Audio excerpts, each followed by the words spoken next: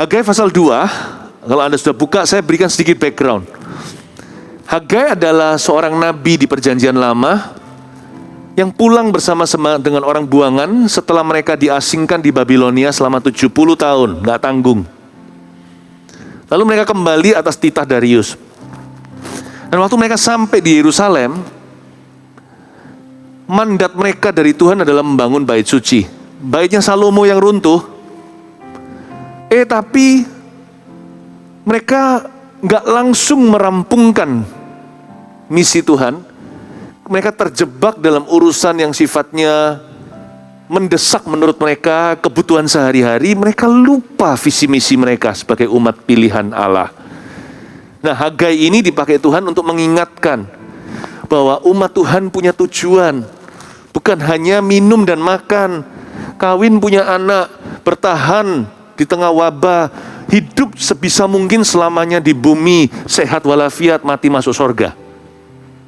Mereka lupa, mereka punya tujuan.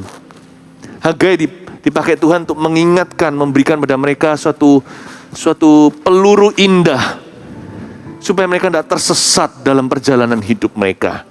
Nah, sempat mereka down karena banyak sekali tantangan untuk membangun rumah Tuhan.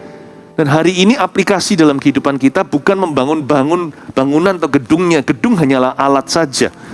Apa yang Tuhan telah taruh dalam hidup Anda sebagai amanah, jangan sampai tersita karena perkara-perkara yang kelihatan mendesak sementara.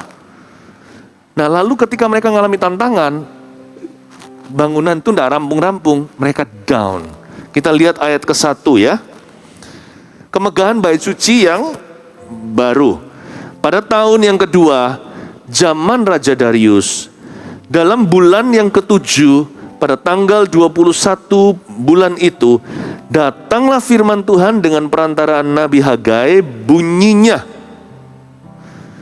katakanlah kepada Serubabel bin Sealtiel, Bupati Yehuda, dan kepada Yosua bin Yosadak, imam besar, dan kepada selebihnya dari bangsa itu, demikian. Berhenti sampai sana dulu. Hagai bernubuat kepada Serubabel, seorang bupati politikus, dan kepada imam Yosua, imam besar di bait suci saat itu, kepada full timer, dan juga kepada umat Tuhan di marketplace. Hagai berbicara, menyampaikan firman Tuhan dan nubuatan agar mereka mengerti tujuan hidup mereka dan membangun bait suci. Dan ternyata umat Tuhan, umat Israel, bangsa pilihan Allah, lagi down hati. Hidup pribadi mereka juga mengalami struggle atau mengalami pergumulan yang tidak henti-henti. Mereka agak frustrasi. Mereka kumpulkan banyak sekali makanan, bocor semua dari pintu belakang. Penghasilan mereka bawa penuh ke rumah. Tiba-tiba entah gimana, tinggal separuh atau seperempat saja. Kok rasanya tidak ada berkat dalam hidup mereka karena memang prioritas mereka salah. Mereka down dalam kehidupan pribadi mereka. Mereka juga down dalam visi misi Allah. Rasanya segala sesuatu ini kok ada rintangannya ya. Aku loh ingin melayani Tuhan tapi kok susah. Kenapa dibuat sulit sekali? Kondisi situasi tidak mendukung sama sekali. Keadaanku ini menghimpitku. Jangankan melayani Tuhan, tidak cukup untuk bertahan. Jadi Hagai sedang menghadapi umat Allah yang hambar hatinya, yang patah semangat, yang putus asa, yang hilang iman, yang tidak lagi punya pengharapan. Kalau masih punya pengharapan sudah kortingan. Kondisi saat itu terpuruk, meskipun bukan pandemi seperti hari ini. Terkocar-kacir domba-domba, tidak punya lagi visi korporat, tidak ada lagi gairah pribadi untuk mengikut Tuhan. Membangun kerohanian bukan lagi priority. Orang-orang yang sudah disilusi karena tekanan hidup di kanan kiri. Banyak orang down di sekeliling Hagai. Hagai lihat, dia observasi, akhirnya dihampiri oleh Roh Allah, dihinggapi Roh Kudus. Hagai menyampaikan nubuatan yang membangkitkan. Saya harap khotbah saya hari ini membangkitkan semangat Anda. Anda down dalam hidup ini, dalam pekerjaan, mungkin ada yang bangkrut total atau sudah bangkrut setengah. Ada di sini yang kehilangan pekerjaan mungkin. Ada yang keluarganya sakit, ada yang kena COVID. Ada yang gak menentu nanti ke depan. Pelayanannya rasanya semua yang dibangun susah-susah, lalu sekarang rasanya kocar-kacir semua. Whatever it is, apapun itu yang membuat Anda merasa down, firman ini untuk Anda, untuk kita yang sedang merasa patah semangat. Ayat 1, pada tahun yang kedua, zaman Raja Darius. Kan masih barusan saja kan? Baru tahun kedua zaman Raja. Tunggu dulu. Kalau kita lihat pasal 1 dan cerita history atau sejarahnya, kelihatannya ini tahun kedua zaman Raja Darius. Tapi sebenarnya Hagai dan kawan-kawan udah pulang ke Yerusalem 15 tahun, bait suci nggak kelar-kelar. Ini bukan tahun kedua mereka kembali. Ini tahun kedua pemerintahan raja yang baru. Jadi apa yang bisa membuat kita down? Coba mari kita identifikasi satu persatu. Mari kita membuat satu otopsi setiap tubuh rohani yang mati. Kalau di sini ada kerohanian yang berkurang, yang mati, yang sudah kering kerontang, yang sudah putus asa dengan sudah jangankan percaya janji Tuhan. Untuk hari ini aja rasanya aku nggak bertahan. Pada tahun yang kedua zaman Raja Darius itu sudah 15 tahun mereka kembali. Dan tidak rampung-rampung bait suci. Janji Tuhan seolah-olah tidak kunjung digenapi. Mari kita identifikasi apa yang seringkali membuat hati kita ini down. Segala sesuatu yang tertunda. Semua yang terlambat. Itu biasanya gampang membuat kita patah semangat. Disilusi dengan janji. Biasanya orang itu semangat di depan. Tahun pertama, wah berkobar-kobar, tapi biasanya 1 tahun pun nggak sampai. Orang biasanya hanyalah hitungan 1, 2, 3 bulan mereka kalau semangat. Ya, tapi kalau sesuatu itu terulur, lalu nggak hanya berhenti di situ, terulur lagi terulur lagi, biasanya orang hilang semangat sih. Disitulah cikal bakal putus asa. Dan juga waktu kita kehilangan kasih mula-mula, saya tidak bicara kepada Tuhan saja. Cinta akan pekerjaan kita juga sama. Awal buka toko, wah rasanya dielus-elus tuh tembok dan pintu. Tapi kalau kita kehilangan cinta mula-mula itu, rasanya untuk membangun kembali apapun itu susah ya. Kehilangan itu loh, semangat awal. Baru pembelahan kelompok kecil, CG atau cell group, connect groupnya membelah. Wah semua anggotanya semangat sekali, memang sedih berpisah, tetapi mengandung 1001 pengharapan. Siapa yang kita bisa jangkau? Siapa yang kita menangkan dan muridkan? Tapi kalau kita jalan, ternyata tidak semudah yang kita kira. Buka toko baru tadi, ternyata sepi saudara. Kenapa kok Tuhan tidak genapi janji? Biasanya orang semangat di depan, tapi seperti soda dibuka, kehabisan gas di tengah jalan. Ini yang terjadi bukan 1, 2, 3, 4, 5 bulan. 15 tahun saudara, tidak mengalami kemajuan setapak langkah. Jadi Hagai sedang menghadapi satu situasi putus asa. Desperado. Semua orang rasanya sudah menyimpan Alkitabnya di dalam sorokan. Catatan tentang janji dan nubuatan sudah usang bahkan hilang. Udah mereka nggak lagi turn to the word of God. Tidak lagi pikiran mereka tertuju pada janji Tuhan. Bagi mereka janji itu nggak akan terjadi. Itu omong kosong belaka. Kalau Anda sudah berjalan ke arah sana atau sudah di situ alias putus asa, maka firman ini untuk dirimu. Apapun juga yang tertunda dan terlambat, terulur terus-menerus, itu bisa menggerogoti semangatmu. Itu bisa membuat kita putus asa, putus pengharapan. Dan bahaya kehilangan cinta mula-mula. Itulah sebabnya, kalau kita mau membangun sesuatu atau membangun kembali, hal pertama yang harus direstorasi adalah kasih mula-mula. Kalau Anda tidak bisa lagi memiliki cinta terhadap pekerjaan itu susah sekali. Maka bukan pekerjaan yang pertama-tama harus dipulihkan cintanya dalam hati Anda. Anda harus dipulihkan kasih kepada Tuhan.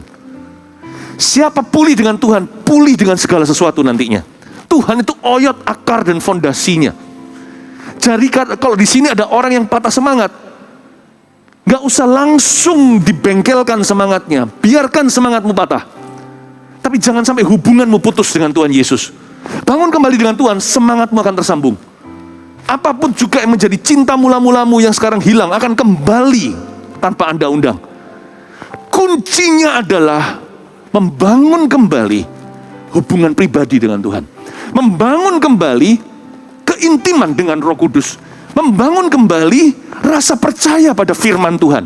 Membangun kembali gairah, rasa haus dan lapar untuk mendengarkan khotbah-khotbah yang menghidupkan. Atau sharing-sharing yang diurapi. Meskipun awal mula kita kembali, kita lagi sakit mah ini. Sakit mah rohani. Kalau Anda sakit mah, dokter akan menyarankan, selain memberi obat, Anda makan sedikit-sedikit, jangan langsung 100% kenyang. Sedikit tapi sering. Karena tidak ada nafsu makan lagi kalau lagi sakit mah kronis, bukan? Tapi lama-lama sambil Anda makan, makanan itu mengenyangkan Anda sekarang, meskipun sedikit mual awalnya, tapi lama-lama juga menimbulkan nafsu makan berikutnya. Dengan Anda makan pertama-tama langkah ke-1 itu terpaksa, lama-lama nafsu makan kembali. Meskipun Anda tidak kepingin mendengarkan firman Tuhan atau membacanya, baca kalau perlu terpaksa. Tetap dengarkan, paksa dirimu untuk lakukan. Lama-lama gairahmu kembali. Orang down itu tidak boleh dinikmati. Down itu harus dilawan. Tapi lawannya dengan cara Tuhan. Down itu jangan lalu nyanyi lagu-lagu yang melankolis. Justru harus memuji.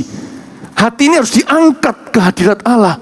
Paksakan hati itu masuk ke dalamnya. Jikalau Anda down-nya dalam relationship hubungan, jikalau Anda down-nya dalam pekerjaan, bukan pekerjaan dan hubungan itu yang harus Anda bengkelkan.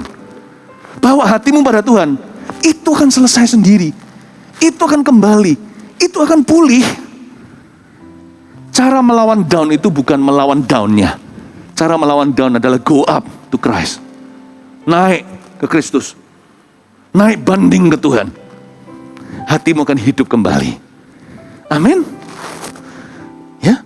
Lalu selain itu, di ayat 2 dikatakan, saya ulang lagi, dalam bulan yang ke-7, pada tanggal 21 bulan itu. Wow. Spesifik ya, tanggal dan bulannya. Biasanya kalau kita baca Alkitab, kita lewatkan ini. Karena ini kan kalendernya bukan kalender Inggris. Ini bukan kalender Chinese. Ini bulan yang ke-7, gak tentu Juli. Tanggal ke-21. Bulan itu datanglah firman Tuhan dengan perantara Nabi Hagai, bunyinya. Kalau Anda dan saya hatinya mau kuat, tidak mudah patah semangat. Apalagi dengan hal-hal yang Tuhan janjikan dalam hidupmu. Maka belajarlah jadi orang yang detil dan spesifik dengan firman Tuhan. Karena down itu paling subur bergerak dan bertumbuh di area abu-abu.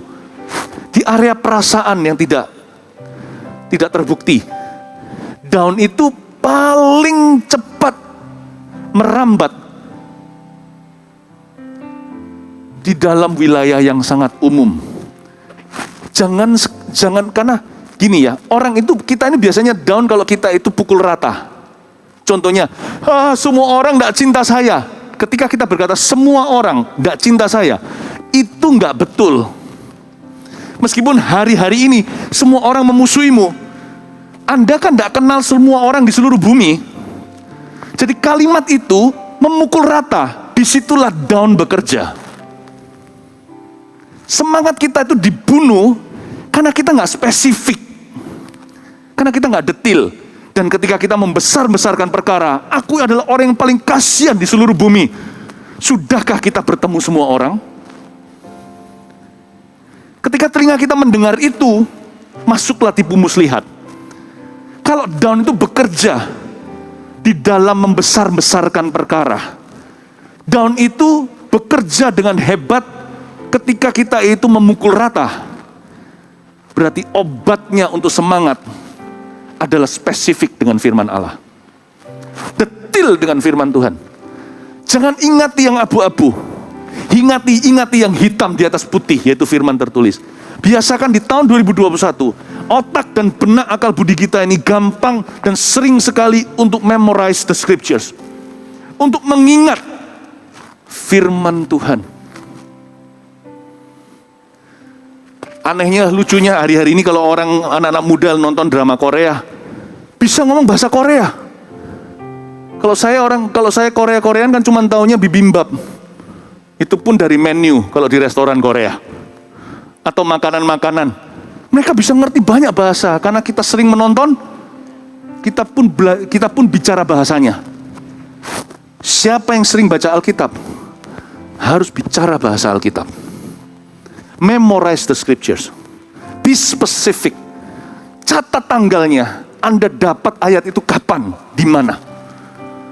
Biasakan dirimu mencatat bukan hanya khotbah, tapi juga mencatat janji-janji Allah. Sekalipun Alkitab mencatat semua janji Tuhan di dalamnya, tapi catatlah janji Tuhan bagimu hari ini. Catat di HP juga bisa. Kasih tanggalnya. Tanggal 21 dalam bulan yang ke-7. Tuhan bilang begini sama Hagai. Hati yang kayak gitu sudah divaksinasi, gak gampang patah semangat. Gak gampang. Mari kita latih di tahun yang baru ini untuk spesifik dengan firman Tuhan. Orang yang spesifik dengan firman Tuhan susah dipatahkan semangatnya. Amin Bapak Ibu Saudara. Ya, belajar mencatat itu. Ya, hati-hati lihat ya, yang namanya patah semangat atau putus pengharapan itu seringkali bekerja dalam hati yang suka memukul rata. Semua orang gak cinta saya. Dan ketika kita suka membesar-besarkan perkara, aduh, baru kena suatu penyakit, matilah aku, pasti tidak sembuh. Kita mendahului Kristus. Di area abu-abu seperti itu, setan rajin bekerja. Di area spesifik, Roh Kudus bertata. Anda tuh kalau bukan orang detil, saya bukan orang detil, saya ini orang yang visionaris, yang luas. Puji Tuhan untuk tim yang detil sekeliling saya. Orang-orang yang spesifik. Orang yang detil dengan firman Allah tidak akan goyah. Itulah kunci kemenanganmu tahun ini. Mengapa kita harus kuat? Karena banyak pekerjaan menanti Bapak Ibu Saudara. Kalau guru kencing berdiri, murid kencing berlari. Kalau di dalam dirimu sudah rapuh, Anda di luarnya tidak akan bisa berhasil apa-apa. Peperangan kita itu sebagian besar di dalam kita. Lalu yang ada di realita.